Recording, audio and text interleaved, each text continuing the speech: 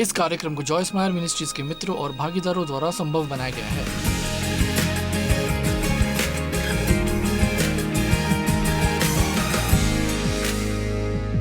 हर चीज में एक विरोधी शक्ति होती है। अगर कोई डर नहीं होता और हमें कोई विकल्प नहीं चुनना पड़ता तो हम वास्तव में नहीं जान पाते कि विश्वास क्या है। और परमेश्वर ढेर सारे छोटे रोबोट्स नहीं चाहता। उसने सब कुछ अच्छा बनाकर हमें ऐसा नहीं बना दिया कि हम अच्छा चुनने के अलावा कुछ और ना कर सकें। वो चाहता है कि हम चुने। मैंने जीवन और मरण तुम्हारे आगे रखा है। मैंने जीवन और मरण, आशीष और श्राप को तुम्हारे आगे रखा है। इसलिए तू जीवन ही को अपना ले कि तू और तेरा वंश दोनों जीवित रहें। आपके द्वारा चुने गए विकल्प आपकी रक्तधारा को प्रभावित करेंगे।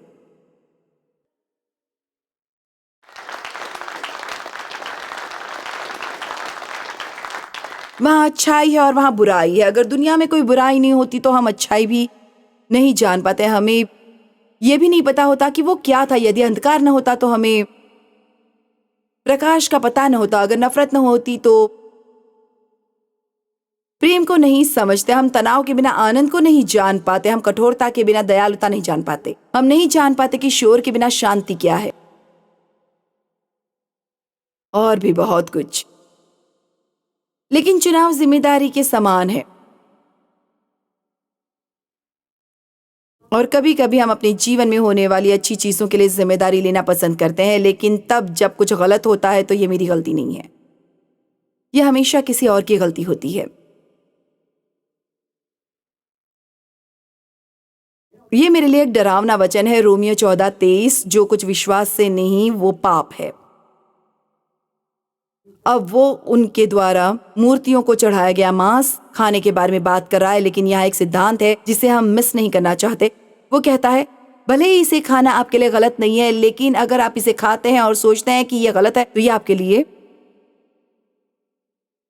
गलत है। तो वो कहते हैं जो कुछ भी विश्वास से नहीं वो पाप है। तो हम जो कुछ भी करते हैं उसे करने के लिए हमारे पास वास्तव में विश्वास नहीं होता है, लेकिन हम इसे वैसे भी करते हैं। ये सिर्फ एक उफ नहीं है, ये पाप है। खौफ एक प्रकार का भय है। आप कितनी चीजों से डरते हैं? मुझे बर्तन साफ करने से डर लगता है। आप सप्ताह में कितनी बार कहते हैं मुझे इससे खौफ है, मुझे किराने की दुकान पर जाने से डर लगता है। आप में से कुछ लोगों ने यहां तक पहुंचने के लिए लंबी दूरी तय की है। चलिए भी आप में से कुछ को पार्किंग के लिए अच्छी जगह नहीं मिली और आपको बहुत दूर तक पैदल चलना पड़ा और आपको वापस इससे भय है। आपको मुंह के बल गिरकर परमेश्वर का शुक्रिया अदा करना चाहिए कि आपके पास ऐसा कुछ करने के लिए आप इस इमारत में आ सके हैं। हाँ, आपके पास कुछ करने के लिए है। आमीन आमीन। हाँ, आपको the power of thank you नाम पर एक पुस्तक की आवश्यकता है।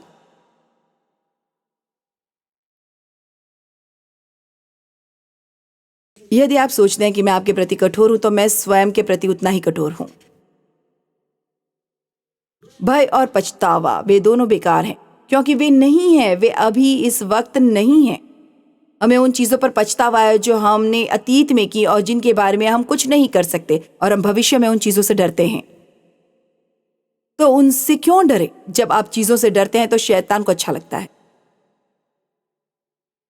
चाहे आप कुछ भी करें, आप लाते हुए डर को भगा सकते हैं। ये सीखने में मुझे काफी समय लगा। देव एक ऐसे व्यक्ति हैं, वो हमेशा मौज मस्ती में रहते हैं। कभी कभी मुझे नहीं लगता कि ये मजेदार है तो वो मजा लेना चाहते हैं। और जब हम जवान थे, हमारे बच्चे छोटे थे, तो वो किराने की दुकान पर जाते थे। हमारे पास एक कार थी और वो किराने की दुकान पर जाते और हम सभी बच्चों को ले जाते, और ये एक भयानक अनुभव जैसा था। और हमारे पास केवल एक निश्चित राशि थी। मुझे लगता है 2 सप्ताह के किराने के सामान की कीमत $70 थी, और इसलिए मुझे जो भी कूपन मिले उसे क्लिप करना पड़ा और अपने साथ एक कैलकुलेटर ले जाना पड़ा, और जो कुछ भी मैं खरीद रही थी उसका हिसाब लगाती। और आप जानते हैं ये कैसे होता है सब कुछ। कभी कभी भूखे पेट किराने की दुकान पर न जाएं। ये एक बहुत बड़ी गलती है। भूखे पेट किराने की दुकान पर जाना बहुत बड़ी गलती है। और यदि आप उनकी दुकान सजाने के तरीके पर ध्यान दें तो आपको जो सामान चाहिए होता है वो सबसे आखिर में रखा होता है। दूध, अंडे, पनीर, ये सब सामान ये सबसे आखिरी पंक्ति में होता है। इसलिए जब तक आप वहां पहुंचते तब तक आप पहले से बहुत कुछ खरीद चुके होते हैं, इसलिए वे उम्मीद करते हैं कि आप जरूरत से ज्यादा खर्च करेंगे। या आप उन लोगों में से एक हैं जिन्हें ये सब अच्छा लगता है। आप अपने सामान के कार्ट से वे चीजें चुनते हैं जिनका आप भुगतान नहीं कर सकते। आमीन। आप कहते हैं कौन सा पागल व्यक्ति बर्तन वाले साबुन के साथ सलाद पत्ता रख देता है? मैंने ऐसा किया है।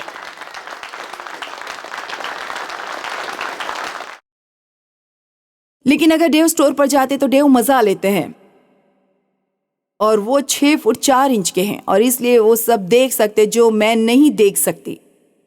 जैसे वो ऐसा करते हैं, वो दूसरे गलियारे में आकर मुझे देख सकते हैं लेकिन मैं उन्हें नहीं देख सकती, और इसलिए वो कोई नरम चीज चुनते जिससे मुझे चोट ना पहुंचे, जैसे आप जानते हैं टॉयलेट पेपर या एक रोल या कुछ, और वो उस गलियारे से मुझ पर फेंकते और मुझे लगता, और फिर वो कार से बच्चों का पीछा करते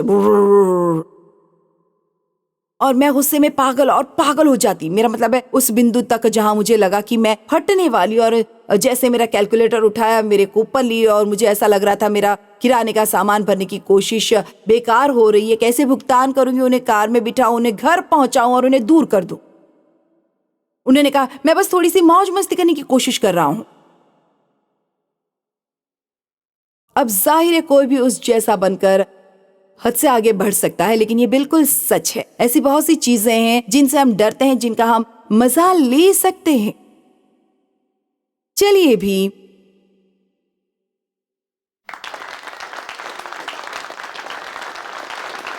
चलो, मेरी पीठ में दर्द है, मुझसे कड़ी मेहनत मत करवाओ। यही दर्द होता है, यही।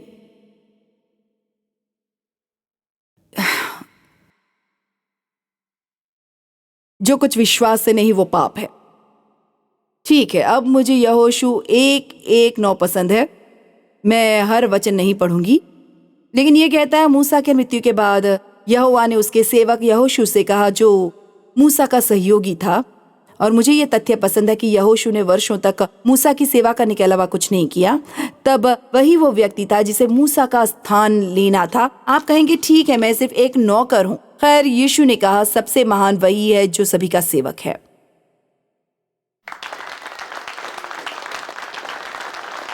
तो उसने मूसा की जगह ले ली और वचन 3 में, ठीक है, वचन 2 कहता है, आमीन आमीन। मेरा दास मूसा मर गया है, जो कि दिलचस्प है क्योंकि वे पहले से ही 30 दिनों से उसके लिए शोक मना रहे थे। इसलिए वो जानते थे कि वो मर गया था। जब वे अच्छी तरह जानते थे कि वो मर चुका है, तो उसने उन्हें ये क्यों बताया कि वो मर चुका है? क्योंकि ये वास्तव में एक बयान दे रहा था, वो मर चुका है। शोक के 30 दिन खत्म हो गए हैं। अब उठने और जीवन जीने के काम में वापस आने का समय आ चुका है। मूसा मर चुका है।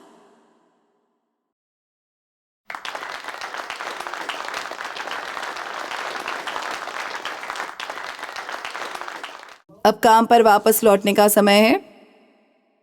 अब तो उठ,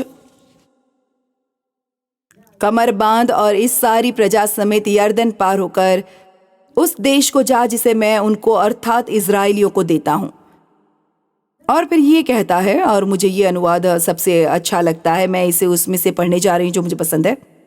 हर वो स्थान जिस पर तुम्हारे पैर का तलवा चलेगा, वो मैंने तुम्हें पहले ही दे दिया है। क्या आप जानते हैं इसका क्या मतलब है? इसका मतलब है कि मेरे सामने परमेश्वर ने मेरे लिए और आपके लिए भी ये अद्भुत जीवन पहले ही उपलब्ध करा दिया है।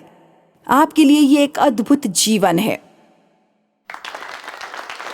और भले ही आपने पहली योजना में हड़बड़ी कर दी हो, क्योंकि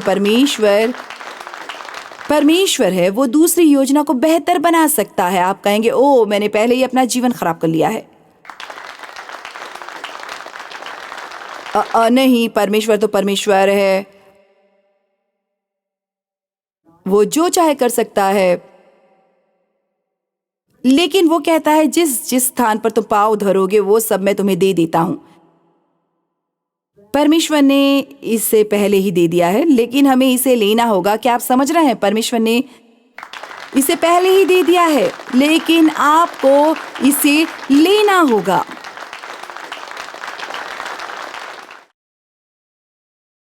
मैं आपको बताती हूँ कि शैतान को आज रात ये उपदेश पसंद नहीं आया।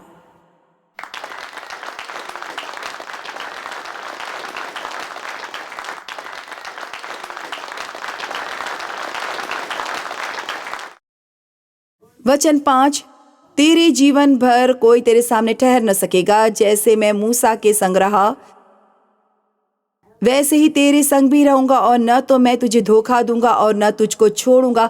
अब इसमें एक महान संदेश है। उसने ये नहीं कहा तुम वहां जाओ यहोशू और मैं चाहता हूं तुम बिल्कुल मूसा की तरह बनो, बल्कि उसने कहा नहीं, जैसे मैं मूसा के साथ था वैसे ही तुम्हारे साथ भी रहूंगा। महान बनने के लिए आपको किसी और जैसा बनना जरूरी नहीं है। आपको बस ये विश्वास करना है कि परमेश्वर आपके साथ है और वो जो कुछ भी चाहता है कि आप करें, आप वो कर पाएंगे। परमेश्वर का शुक्र है, मुझे किसी और जैसा नहीं बनना है। मैं होने के लिए स्वतंत्र हूं और आप होने के लिए। मुझे ये पसंद है। जैसे मैं मूसा के संग रहा वैसे ही तेरे संग भी रहूंगा। अब वचन 6, वचन 7 और वचन 9 में वो एक बड़ी ही बात 3 बार कहता है, हियाव बांध दृढ़ हो जा। वचन 7, इतना हो कि तू हियाव बांध कर और बहुत दृढ़ होकर जो व्यवस्था मेरे दास मूसा ने तुझे दी है उन सब के अनुसार करने में चौकसी करना, और उससे न तो दाहिने मुड़ना और न बाएं। तब जहां जहां तू जाएगा वहां तेरा काम सफल होगा।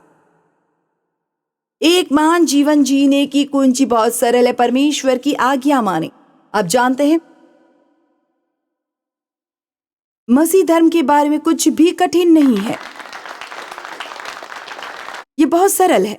क्या आप ऐसा जीवन जीना चाहते हैं जो इतना शानदार हो कि आश्चर्य से आपका मुंह खुला का खुला रह जाए? तो परमेश्वर की आज्ञा मानो, परमेश्वर की आज्ञा मानो।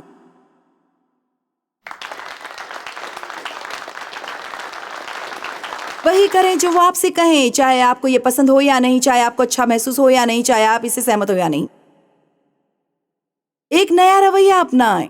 मैं जो महसूस करता हूं उसके आधार पर नहीं जीऊंगा, मैं तेरे वचनों के अनुसार जीऊंगा और तेरी पसंद के अनुसार जीऊंगा। अगर ये मेरी समझ में ना आए तो भी कोई फर्क नहीं पड़ता। मैं तेरी मदद से परमेश्वर, मैं वही करूंगा जो तू मुझे करने को कहेगा। और मैं आपको बता सकती हूँ, जो कोई भी ऐसा करेगा उसका जीवन बदल जाएगा और आपके साथ हुई हर बुराई को परमेश्वर आपकी भलाई में बदल कर रहेगा।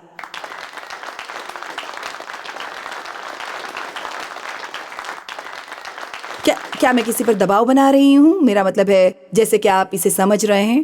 तुम्हें पता है क्या समझ रहे हैं? मैं जैसा महसूस करती हूँ उसके अनुसार जीना बंद करने के लिए तैयार हूं। मैं वचन के अनुसार जीना चाहती हूँ। और जब आप जानते हैं यहाँ हाँ कहना आसान है, लेकिन अगली बार जब आप ऐसा कुछ करना चाहें तब तक प्रतीक्षा करें और आप भीतर से जानते हैं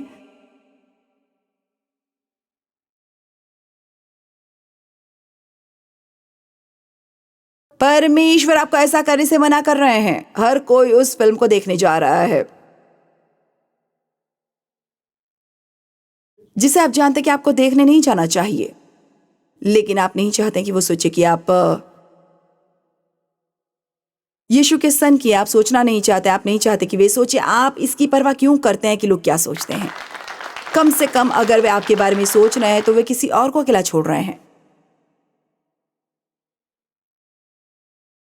हाँ, आप रात घर अकेले बिता सकते हैं, लेकिन आप सुबह बहुत अच्छा महसूस करेंगे क्योंकि आपने परमेश्वर की आज्ञा मानी। और मैं आपको कुछ बताना चाहती हूँ,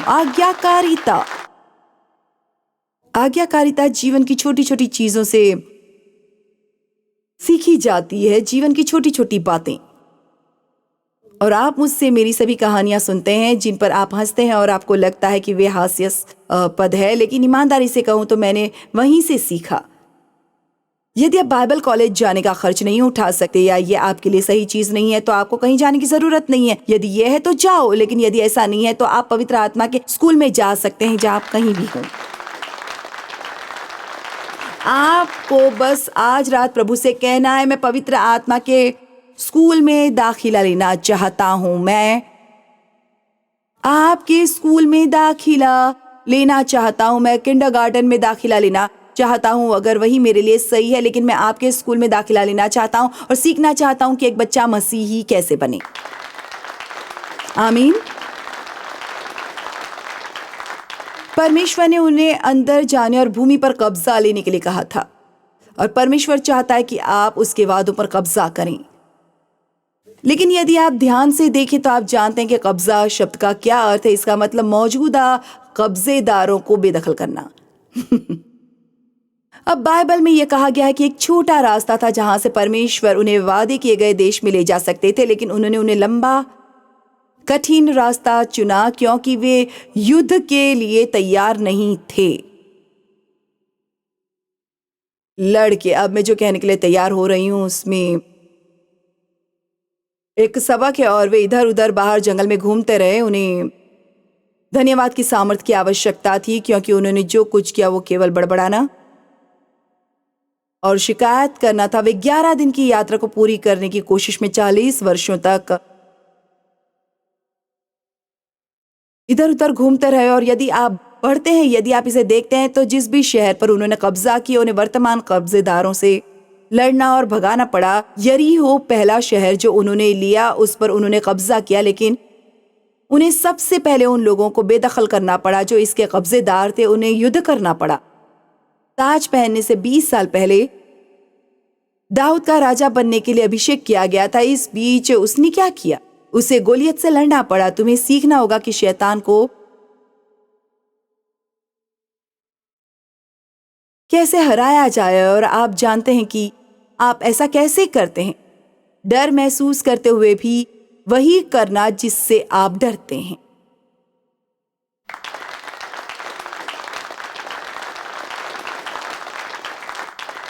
मेरा मतलब ये नहीं है कि आपको हिमालय पर्वत पर चढ़ना है। मैं इस बारे में बात नहीं कर रही हूँ। मैं अच्छी तैराक नहीं हूँ, इसलिए मैं स्विमिंग पूल में नहीं उतरूंगी। ये उस तरह की चीज़ें नहीं है जिसके बारे में मैं बात कर रही हूँ। मैं बात कर रही हूँ कि आपकी एक नियति है, आपकी एक नियति है, लेकिन शैतान आपको पीछे हटाने की कोशिश करेगा। मैंने बोलने का अवसर पाने के लिए बहुत लंबा इंतजार किया। हे परमेश्वर, मैं बुरी तरह से चाहती थी कि कोई मुझे आकर प्रचार करने के लिए कहे, क्योंकि मैं इसे बर्दाश्त नहीं कर पा रही थी, और आखिरकार किसी ने ऐसा किया और मुझे 2 या 1 नहीं बल्कि लगातार 2 नियुक्तियां मिली। मैं कोलोराडो जाने वाली थी और फिर वहां से मैं फ्लोरिडा जा रही थी, और कोलोराडो में मैं इस मशहूर प्रसिद्ध उपदेशक के साथ प्रचार करने वाली थी, और मैं बहुत खुश थी क्योंकि मैं जानती थी कि एक बड़ी भीड़ लगाएंगे। खैर, उसने रद्द कर दिया और एक बर्फीला तूफान आया, और वहां सिर्फ मैं थी और कुछ लोग, बहुत ही थोड़े से लोग।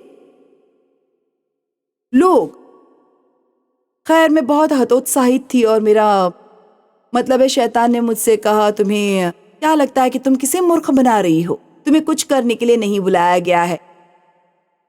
तुमने ये सब रचा है, ये बिल्कुल मूर्खतापूर्ण है।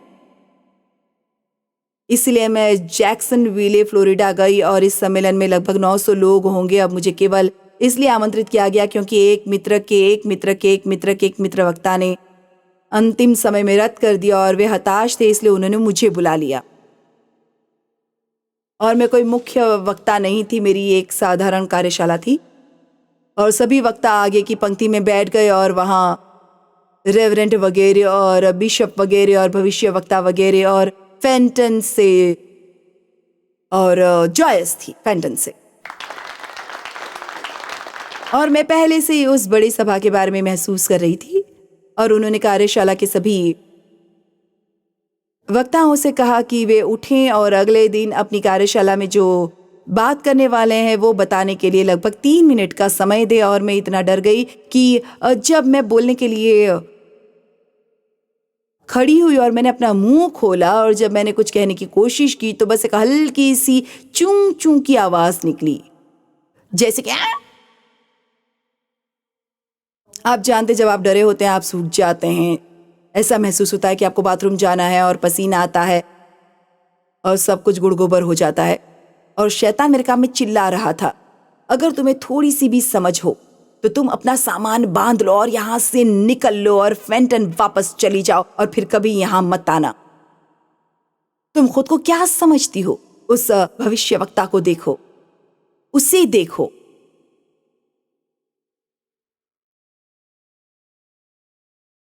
अच्छा, आप जानते मेरे पास अब डॉक्टरेट है, लेकिन मैं नहीं चाहती कि कोई मुझे डॉक्टर कहे, क्योंकि मैं सिर्फ जॉयस बनकर ही बहुत खुश हूं। मैं हूं आमीन।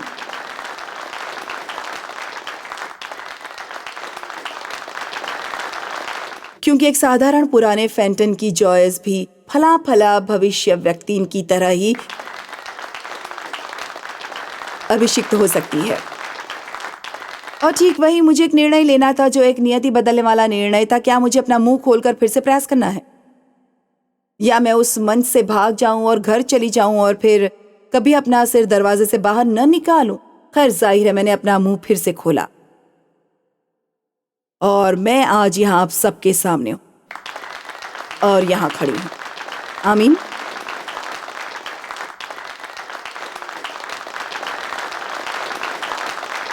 आपको इसे डर कर करना सीखना होगा।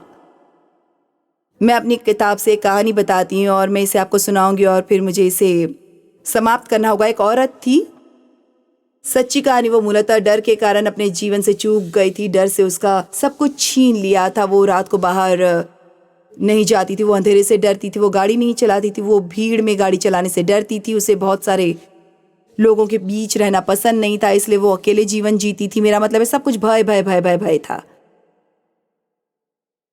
और वो एक मसीही थी। और आप जानते, बाइबल स्पष्ट रूप से कहती है परमेश्वर ने हमें भय की नहीं बल्कि सामर्थ और प्रेम और बेहतर और एक अच्छी तरह से अनुशासित दिमाग दिया है।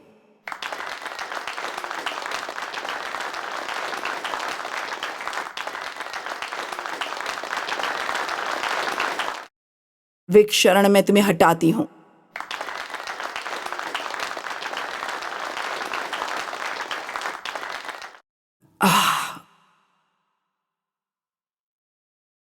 और इसलिए उसकी एक मसीह मित्र आई और वो अपने लिए खेद महसूस कर रही थी। मैं बस इतनी डरी हुई हूँ, मैं बस डर मुझसे सब कुछ चुरा लेता है। और महिला ने उसकी ओर देखा और जब मैंने इसे पढ़ा तो इसने मेरा जीवन भी बदल दिया। उसने कहा, अच्छा तुम डरते हुए क्यों नहीं करती सब कुछ? अच्छा, देखिए आप क्या सोचते जब आपको डर लगता है कि आप कभी भी कुछ नहीं कर सकेंगे? क्या आप जानते हैं कि साहस क्या है? डर का सामना करते हुए आगे बढ़ना।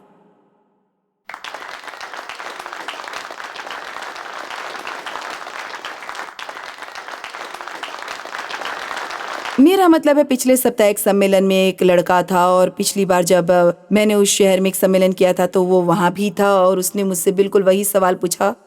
तो वो लड़का फंसा हुआ है और उसने मुझसे कहा, मुझे नहीं पता क्या करें, मुझे लगता है कि परमेश्वर मेरा उपयोग करना चाहता है, लेकिन मैं ये नहीं जानता कि परमेश्वर मुझसे क्या करवाना चाहते हैं। क्या आप मुझे बता सकती हैं कि मैं कैसे जान सकता हूं कि क्या परमेश्वर चाहते हैं कि मैं क्या करूं और मैं वैसा करूं? मैंने कहा, हाँ मैं आपको बता सकती हूँ। और बाहर निकले।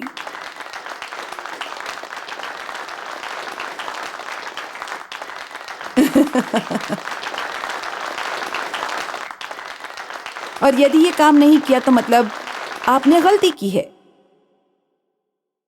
इसलिए आप थोड़ा पीछे हटें और कहें, ठीक है हम ये करेंगे, फिर अगला अवसर आएगा, आप उसे आजमाएं। ये किसी पार्टी के लिए तैयार होने जैसा है। देखिए, मैं एक पार्टी कर रही हूँ क्योंकि मैं वही कर रही हूँ जो करने के लिए परमेश्वर ने मुझे बुलाया है। मुझे बहुत मजा आ रहा है। मैं आज रात यहाँ बहुत आनंद मना रही हूँ। मैं कुछ भी करने की बजाय ये करना पसंद करूंगी। मैं दुनिया में किसी भी चीज के बजाय ऐसा करना पसंद करूंगी। लेकिन मैंने अन्य चीजें भी आजमाई। मैंने सड़क पर गवाही देने की कोशिश की। मैंने नर्सरी में काम करने की कोशिश की। बच्चों को उससे नफरत थी। मैंने अपने पास्टर का घर भी साफ किया। मुझे उससे नफरत थी। मैंने उनका सचिव बनने की कोशिश की। मुझे नौकरी से निकाल दिया गया।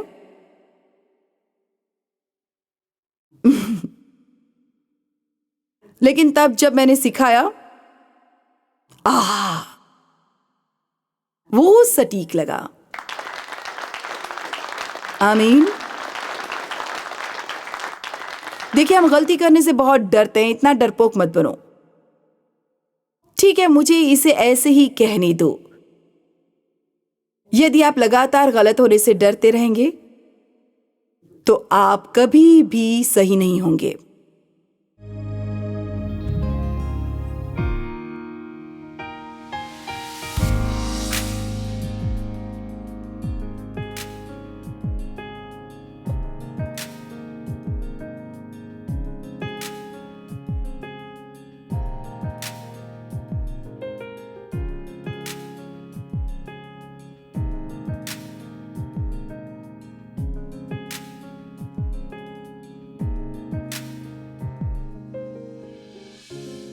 इस कार्यक्रम को जॉयस मायर मिनिस्ट्रीज के मित्रों और भागीदारों द्वारा संभव बनाया गया है।